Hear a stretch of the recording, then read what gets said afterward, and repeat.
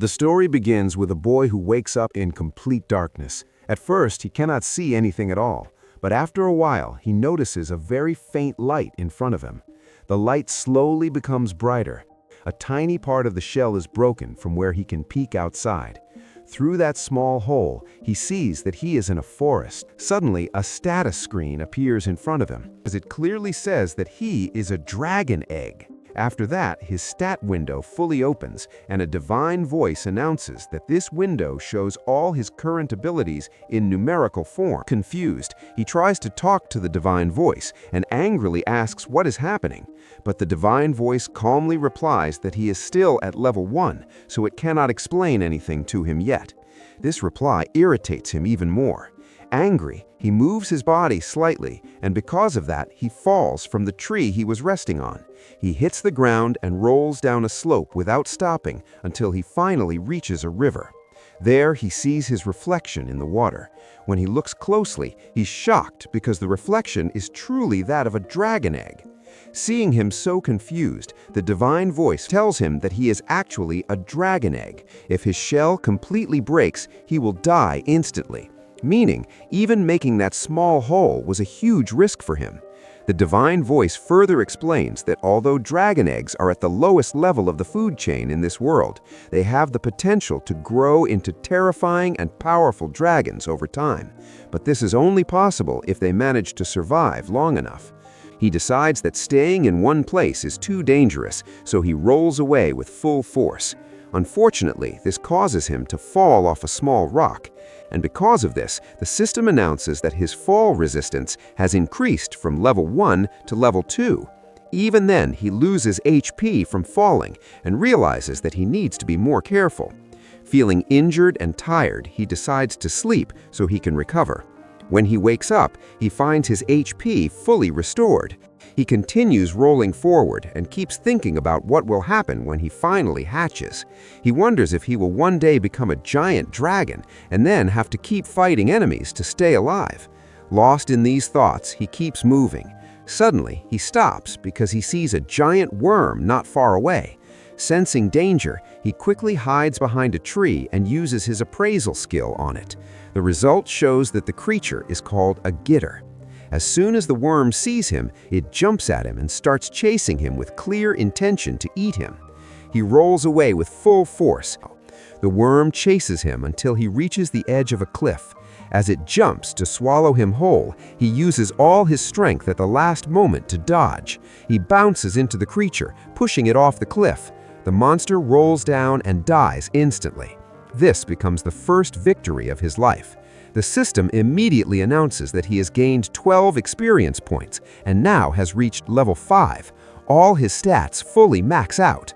Not only that, but he has also fulfilled the conditions for evolution and gets 2 options, baby dragon or little dragon. Because he doesn't know the real difference between them, the system explains. Little dragon is a bony subspecies of dragons. Even though it is small compared to other dragons, it still grows larger than a bear and is known for its powerful fire breath attack. Baby dragon, on the other hand, is not very suitable for fighting at first because its claws and teeth are small, but it has tremendous potential and can evolve into many different species of dragons later. As expected, he chooses Little Dragon because it seems like the safer option for survival. But as soon as he decides, the divine voice surrounds him and tells him not to limit himself. She says she has great expectations from him and he should aim to reach the very top. Hearing this confuses him even more. He wonders if she said that because I chose the safe route and avoided taking risks. He remembers that she mentioned baby dragons have immense potential and can evolve into many different forms. He starts suspecting that maybe Little Dragon cannot evolve much after a certain point, or maybe not evolve at all. With that thought, he finally decides to choose Baby Dragon because he doesn't want any regrets. The system accepts his decision, and the next moment, his body begins to change. He transforms into a yellow baby dragon, just as he wished.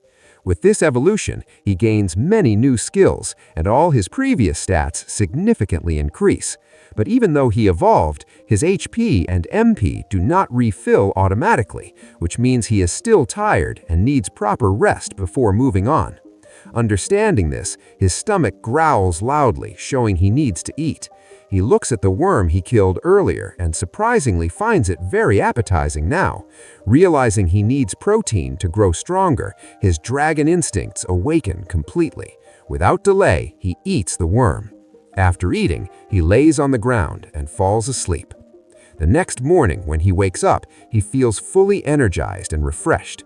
He goes to the river, sees his reflection, and finally accepts that he has been reincarnated into this world. But he finds it strange that he remembers nothing about his past life, not who he was, how he lived, or even whether he was a boy or girl. While thinking all this, he turns around and sees many dark worms behind him. This time, he does not run, but attacks them directly. Using his new skills, he defeats the first wave in record time. As he kills more enemies, he gains more new skills, making the fights easier and more effective. After finishing them all, he gets hungry again, but he doesn't want to eat the dark worms because they tasted terrible last time. Then he notices some mushrooms nearby and tries them, but this quickly turns into a horrible mistake because he realizes they are poisonous. After suffering their effects, he decides he will never eat mushrooms without thinking again. Learning this lesson, he moves deeper into the forest to find real prey because he doesn't want to rely on dark worms. After some searching, he spots a gray wolf. Although it is bigger than him, he uses baby breath and dragon punch to defeat it. The fire slightly burns the wolf's skin, and when he smells it, it smells like barbecue. Curious, he uses baby breath to roast it more. When he finally tastes it, he finds it delicious. After that, he finds another gray wolf and defeats it almost instantly. This raises his level from 25 to 27. After the wolf dies, he roasts it too, and slowly he feels himself getting used to living like a dragon. Even though he is becoming stronger, talking only to the divine voice makes him feel lonely and bored. He wishes he had a real friend. His wish comes true sooner than he expected because he hears voices in the distance. He cannot understand their language, but feels relieved because he knows they are humans. He hides behind a tree and peeks carefully.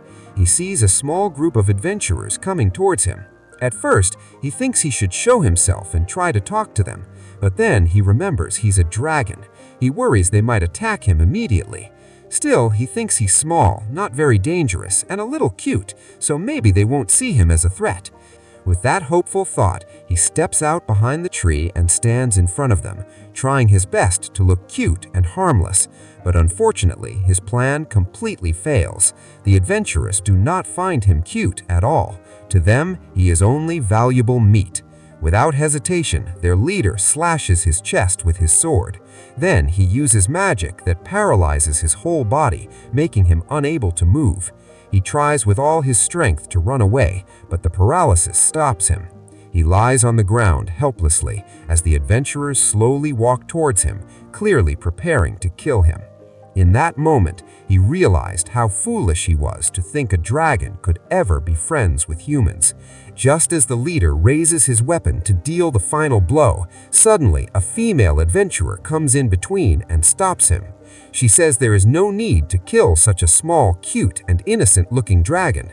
Stunned, he wonders how he is still alive.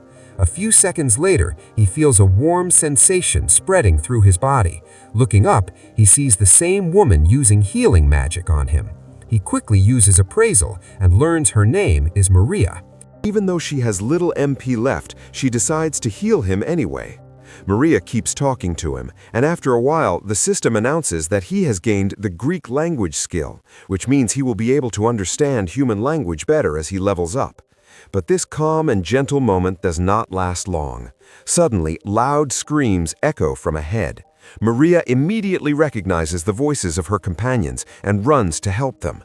Before leaving, he grabs her hand, trying to warn her that whatever lies ahead is too dangerous for her alone.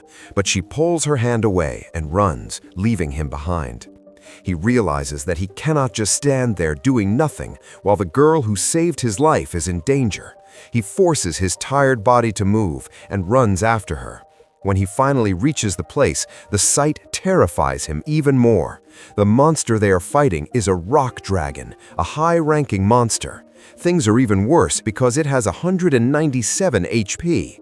Maria is already injured. When he calls out to her, the rock dragon turns its gaze toward him. Now the giant creature is fully focused on him. Seeing it, he freezes in fear, unable to move. He wonders if this is truly the end. And this is where episode 1 ends.